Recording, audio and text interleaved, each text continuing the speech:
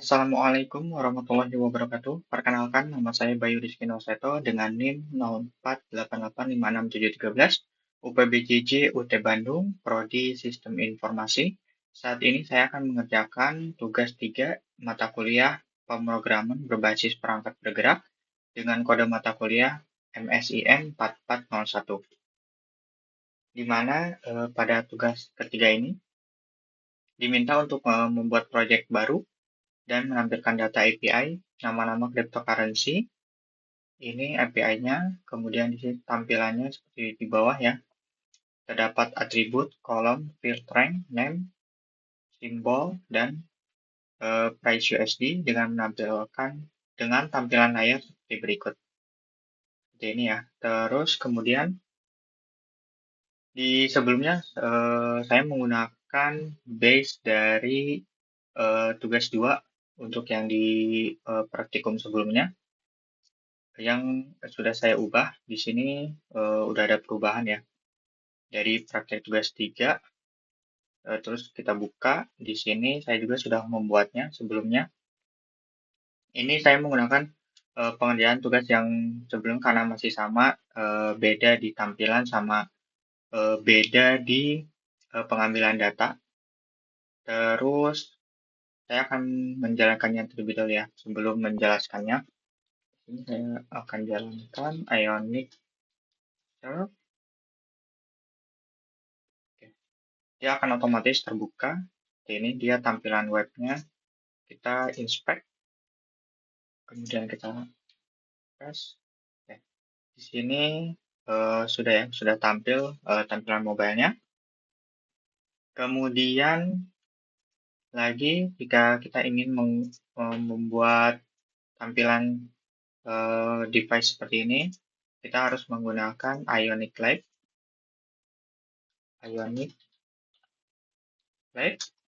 Kita harus masukkan ini ya, portnya. Nah, di sini sudah berjalan, kita tinggal pencet Ctrl klik atau Command klik.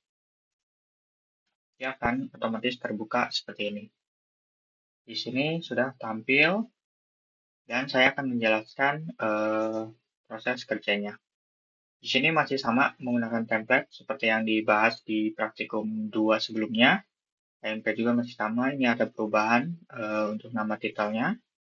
Terus di sini ada perubahan juga untuk di bagian add click-nya itu jadi refresh page ya, karena yang diminta pada soal juga dia menjadi refresh, bukan get data lagi. Kemudian di sini ada perubahan. Jika sebelumnya itu Ion Grid, Ion Row, call-nya ini masing-masing, untuk saat ini atau di tugas 3 ini saya membuatnya disatuin, di mana dia Ion Grid-nya menjadi tag untuk menyimpan V4 dan key-nya. Kemudian di sini Iron Row, saya hanya membuat satu Iron Row. Kemudian di dalam Iron Row ini ada beberapa ion call atau ion column. Di sini untuk rank, lalu di sini ada untuk currency name, lalu di sini juga yang terakhir ada USD atau untuk nominal price USD-nya. Lalu di sini juga di export default atau di script-nya perubahannya sedikit saja ya. Yang untuk saat ini saya ditambah yang sebelumnya 10 menjadi 20. Kemudian di sini saya menambahkan refresh page. Refresh page ini digunakan untuk memanggil fungsi refresh, di mana dia menggunakan Windows Location Reload. Ini memerintahkan browser untuk mereload atau merefresh halaman browser ya. Ini merupakan Windows Location Reload ini fungsi dari browser atau dari JS-nya. Kemudian di sini ada fungsi mounted.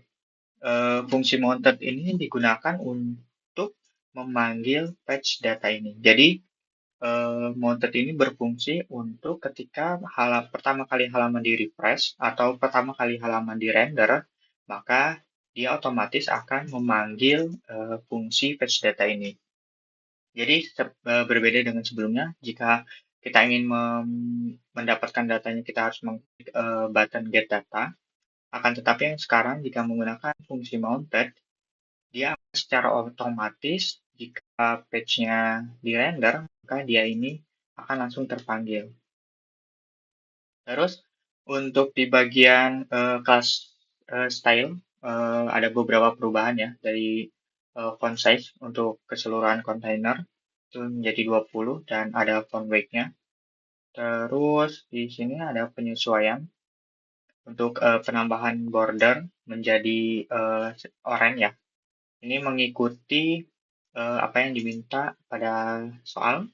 Kemudian di sini membuat text align left. Text align left itu digunakan yang ini. Text align left ini guna untuk ya membuat ini dan ini tuh align text-nya tuh menjadi di kiri.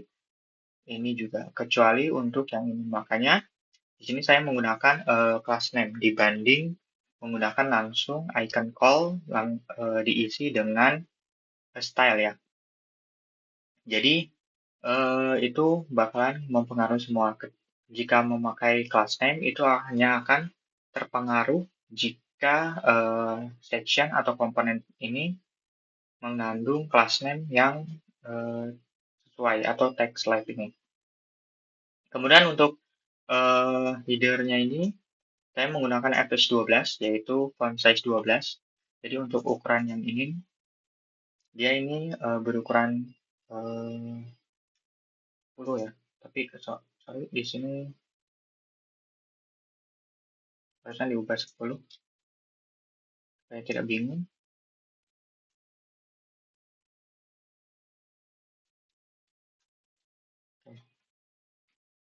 Ya di sini udah di 10. Kemudian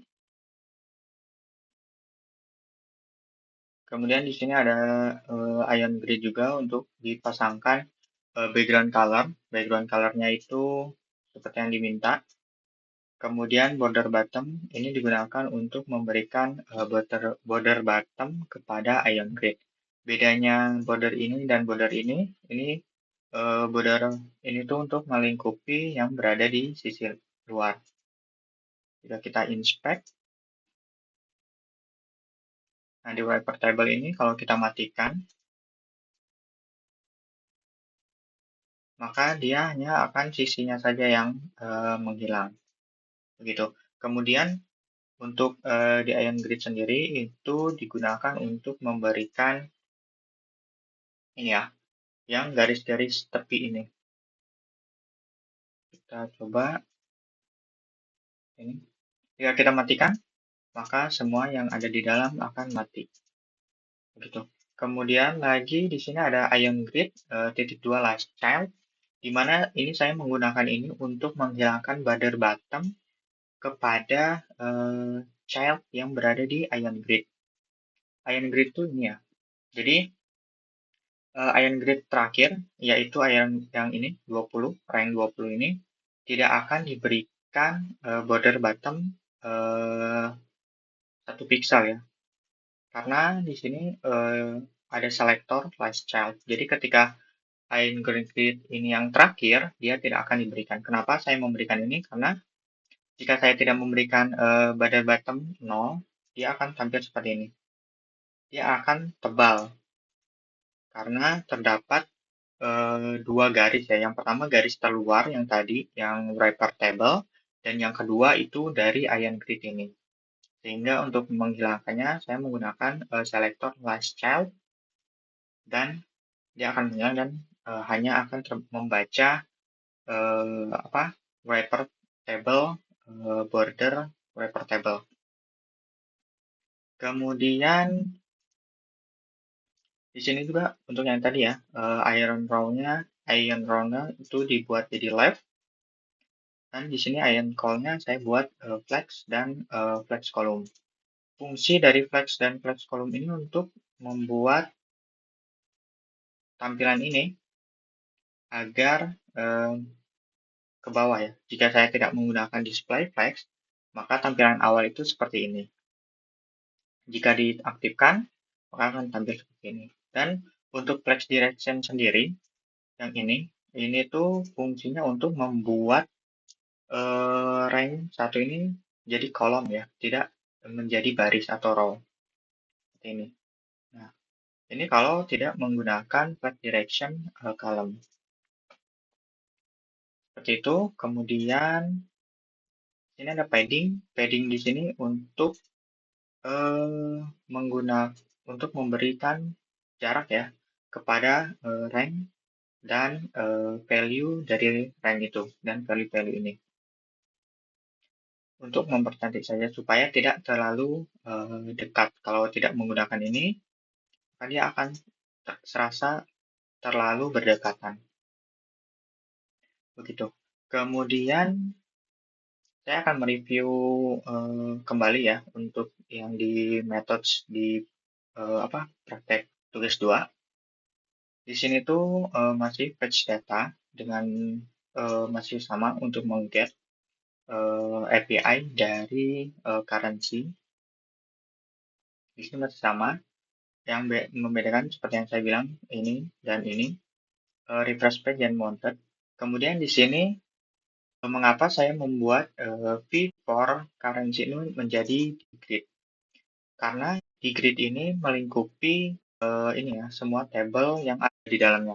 Jika saya masih mempertahankan ini di iron rod yang seperti tugas 2, maka itu hanya akan melingkupi atau melooping yang ada di dalam iron rod saja. Jadi iron grid itu tidak akan terlingkupi. Lalu juga di sini ada beberapa class name yang dipakai untuk penyesuaian. Oh ya, di sini ada size. Size ini digunakan untuk memberikan lebar dari setiap icon call di sini. Terus saya akan mempraktekkan refresh ini ya. Jika kita menekan refresh, maka dia akan loading sebentar, lalu memunculkan kembali. Ini juga akan sama. Begitu. Nah, di sini cara kerjanya jika kita ke network, itu kalau kita menekan refresh, maka dia akan menghit ulang API currency. Karena API currency sendiri di sini ini akan terus dipanggil ya ketika pertama kali halaman di-render. Jadi ketika dia di-refresh, dia akan menghilangkan semua data, kemudian ketika muncul kembali, di-render kembali, maka dia akan terpanggil kembali. Begitu. Mungkin itu saja ya yang bisa saya sampaikan di tugas ketiga ini untuk dari segi yang diminta pada tugas, tombol refresh, dan urutan dari tampilan yaitu rank, Bitcoin, dan USD. Terus kemudian nama currency-nya, ini harusnya sudah sesuai ya. Di nomor 2 Ethereum, Tether, XRP, dan selanjutnya sampai batas 20. Dan untuk tampilan di iOS dan Android-nya akan seperti ini. Sekian dari saya. Wassalamualaikum warahmatullahi wabarakatuh. Terima kasih.